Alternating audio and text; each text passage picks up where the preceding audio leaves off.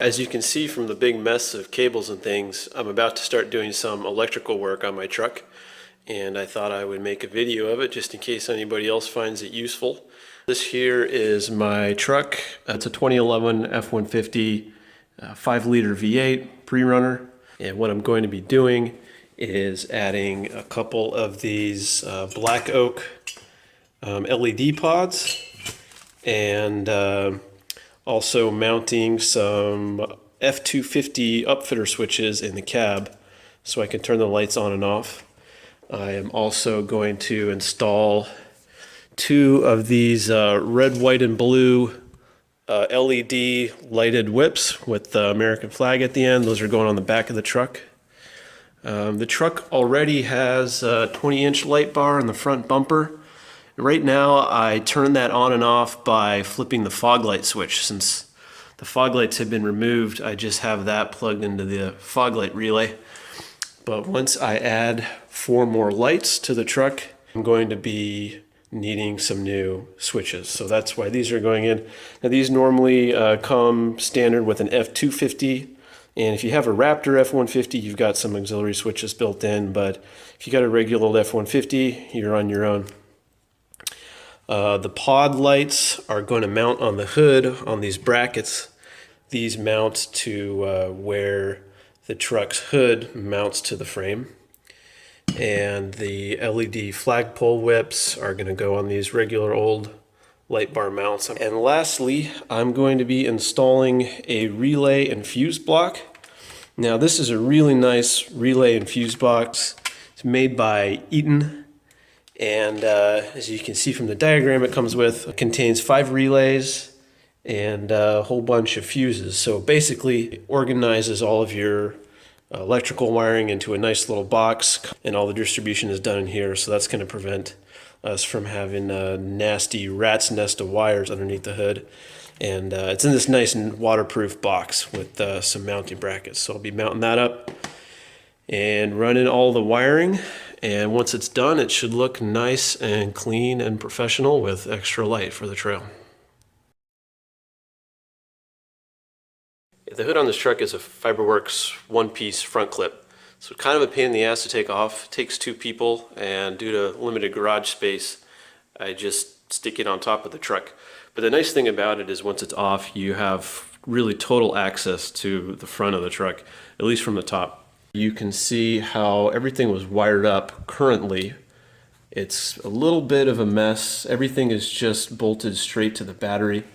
This here is a jumper cable that I have going to an external jumper cable plug just to make it easier to get power from outside of the truck. And then the radio leads and light bar leads are around here somewhere. But anyway, after a bunch more lights go in, this method of just bolting things straight to the battery isn't going to work anymore. Here's the fuse and relay box with the mounting bracket attached.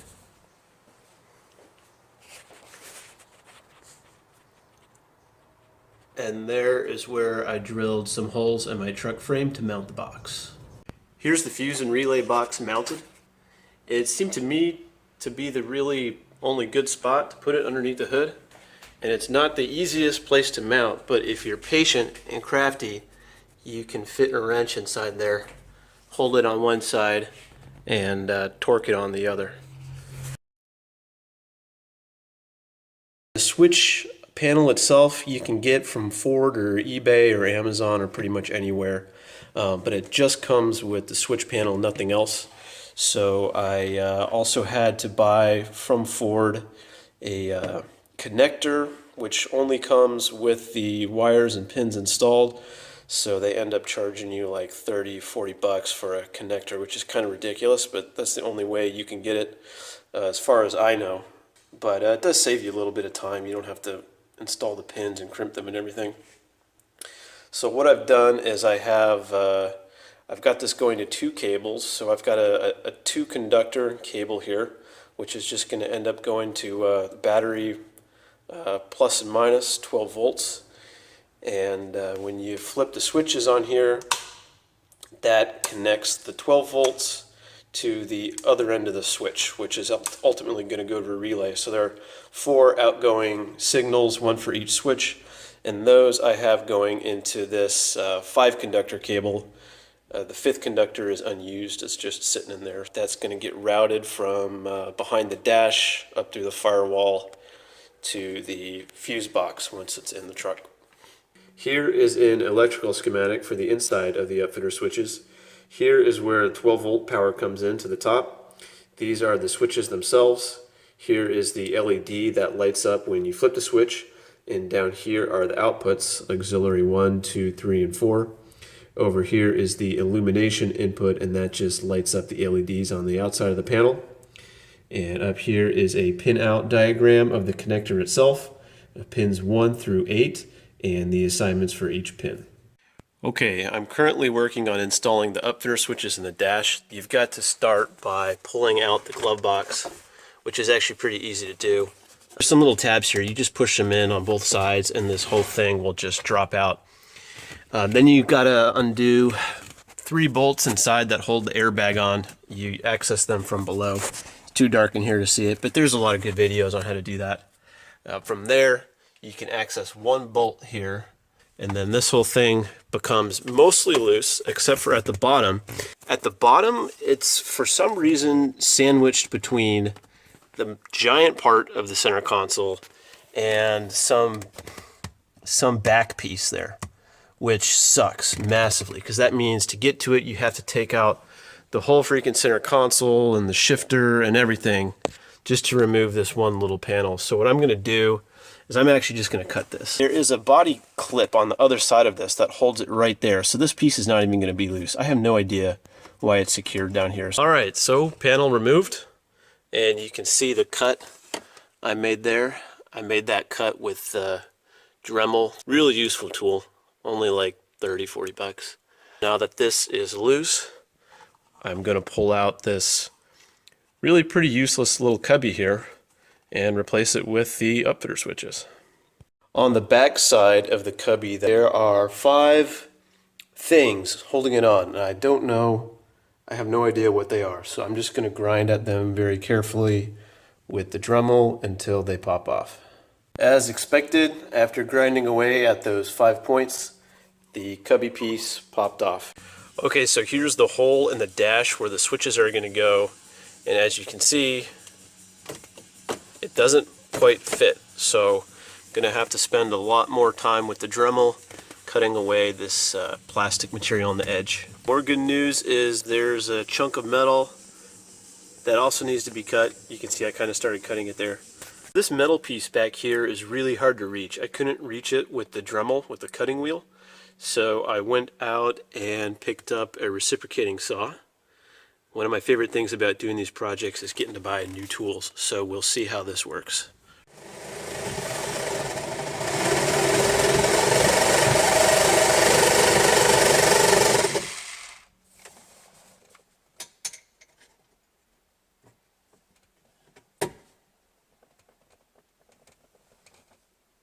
Alright, now that the hole behind the panel is all the way cut out, I've kind of temporarily placed the panel back on so you can get a feeling of what it looks like. It looks really nice. Looks like the truck was supposed to come with this. Discovered one more surprise though. As you can see, this panel won't go down all the way because of the edge of the switch panel is overlapping with this other body piece. So the next thing to do is going to be to cut the right hand edge off of this so it can push back all the way onto that sub panel. And there it is, fits beautifully. Now it's time to attach the Upfitter switches to the panel. So my approach here is going to be to bond the switches onto the back of the panel using JB Weld.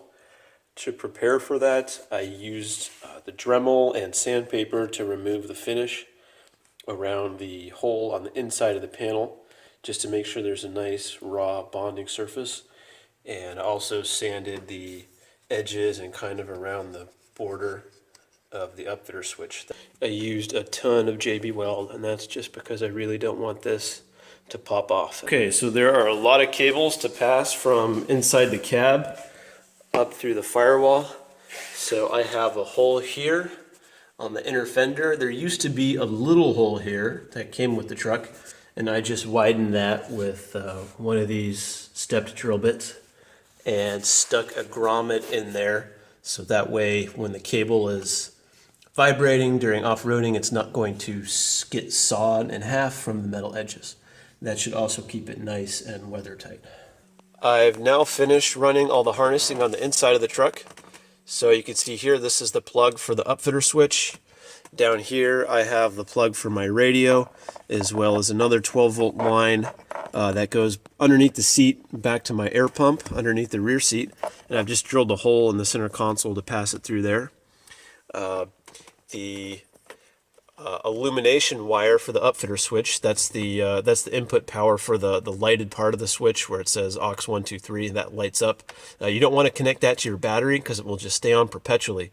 So what I've done is I've separated that line off. That's the green line here, and it goes down through here, comes out in the center console, and I've soldered that onto the blue wire in the shifter assembly, and that is the panel illumination wire. So all of the lighted parts of the instrument panel are powered by that line. So now the upfitter switches, once they're installed, they will light up like the rest of the dash, and they will also dim with the rest of the dash when you adjust the brightness. So all the harnessing is wrapped in this conduit. I like that to keep it protected and organized. All joined back here, where I've run it back behind the passenger side airbag, zip tied it to this part of the frame that dives down back there through the mess of factory harnesses, comes out down here by the passenger's feet, if you can see that conduit coming down there, and then out through the grommet to the outside of the truck. Little update. Remember earlier when I told you that the blue wire was the instrument panel illumination wire? Well, it turns out there are two blue wires down here. There's a thin one over here and a slightly fatter one here. I had it wired up to the thin one. The thin one is actually the wire coming from this thing right here. So my upfitter switches were only illuminating when I was pressing that button and not any other time. So the fatter wire, the lower gauge wire, is the one you want to tap off. I've got that tap attached here. Now these light up properly. So I got the light pod bracket on this side, went on nice and easy. Now if you have more of a stock truck with stock fenders in the hood, it's going to be a little more difficult to get this in, because I think you have to take the hood off, and then when you put the hood back on, you've got to align it properly. But as you can see, it just mounts into those two holes there where your hood would be. And on the other side, I had a little bit of a surprise. The bracket, actually it's over here. This bracket was not quite machined properly. So you can see if you line up the bolt back here, the bolt in the front doesn't want to run in. It's just barely off center. So I just went at this thing with my Dremel a little bit to widen the end of that slot. And with that,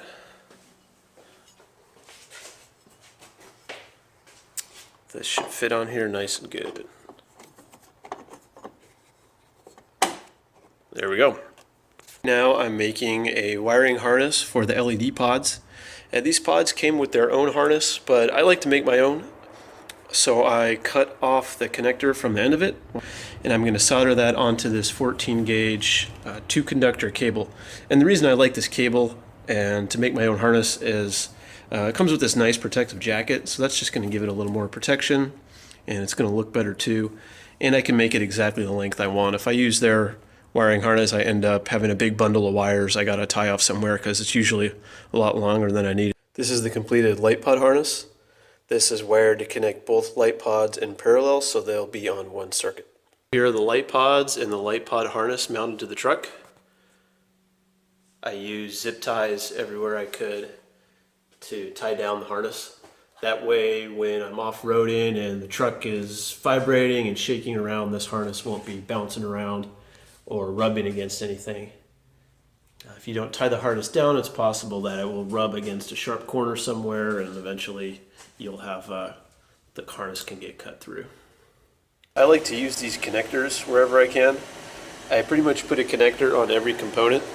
That way, later on, if say the component breaks or burns out or something, all I have to do is disconnect it right here, for example. This here is the base of one of the LED whips. These are made by X-Brite, and they come with a nice quick disconnect base, so you can just unplug the whip part and this stays mounted to the truck.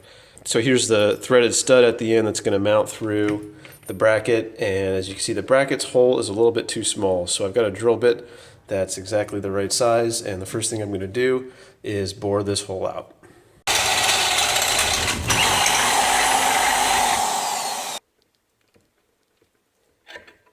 And there you go, ready to mount. And here's where it's going on the truck, mounted up against the bypass rack. And to get power to these, I drilled a small hole in the front of the bed there and put a tiny rubber grommet in there on the sharp edges where the hole goes through the bed, and that's just to protect this cable. Same thing on the other side. Those wires come down between the cab and the bed down the side of the truck, where I have them joined up right here, and then let's see, they're soldered together right here into just one cable. That makes it easier to route it forward, just one cable instead of two, so there's just a junction there. And then that runs all the way down the driver's side of the truck, following this factory bundle of cables. Routes up into the engine bay behind the shocks, and that comes up right here. And then I've routed along with my LED pod harness over to the power distribution box. All of those wires bundled up in there come out to the top. I've got it mounted in a couple places to the frame with these cable holders, and that comes up right next to the distribution box where everything wires in nice and clean. And with this distribution box, it has one more relay and two more unswitched lines that I'm not using at the moment. So for the extra lines, I just capped them off with these little twist caps. And for the relay, same thing over here. In the future, if I want to add something, it's all right there, easy to access. So everything turned out, I think, really nice and neat. Here's where all the negative leads and all of the positive leads wire into the battery. So it's a lot cleaner than it used to be, and there's a whole lot more lines for all of the new lights and everything. One other thing I did is I wired up my battery-powered air pump to one of the unswitched lines on the fuse and relay box. So I cut off the cable with alligator clips that came with the pump, soldered a connector on here, and plugged that into this cable, which runs underneath the storage bin, under the floor mats, and up under the passenger seat into the harness that's up in the front dash. And that is done as a matter of convenience. So whenever I want to reinflate my tires, I don't have to pull out the pump and the jumper cables and hook up the jumper cables, get everything dirty, have cables and tubes going everywhere. This green air tube is plenty long to reach all four tires with the pump sitting under the seat. So now all I have to do is flip it on over here and uncoil this to reinflate my tires. Also, I kept the alligator clips that originally came with the pump and soldered a connector onto the end of those, so I can take the pump out of the truck and use it to inflate another vehicle if need be. And here is the final product. So the dashboard is back in, the center console is back in, and everything is wired up. The Upfitter switches will dim along with the rest of the dashboard, which is pretty cool. So the 20-inch light bar the LED pods, and third switch is not connected to anything yet. Fourth switch is connected to the LED whips.